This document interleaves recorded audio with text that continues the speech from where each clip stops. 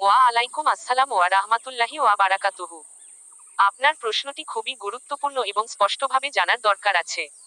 আমরা বিষয়টি কোরআন ও সহিহ হাদিস থেকে ব্যাখ্যা করব ইনশাআল্লাহ। নীল রঙের ছোট হিরে প্রশ্নের সারাংশ।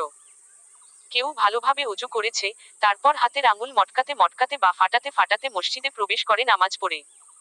প্রশ্নবোধক চিহ্ন, এতে কি তার ওযু নষ্ট হয়? প্রশ্নবোধক চিহ্ন বা নামাজ অকার্যকর হয়?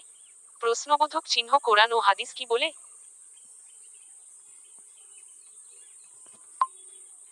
সাদা চেক মার্ক বোতাম ওযু নষ্ট হওয়া। হাতের আঙুল ফাটানো বা মটকানো দ্বারা ওযু নষ্ট হয় না। নীল রঙের ছোট হিরে, কারণ ওযু ভঙ্গের জন্য যে কাজগুলো স্পষ্টভাবে কোরআন ও সহিহ হাদিসে এসেছে, সেগুলোর মধ্যে আঙুল ফাটানো নেই।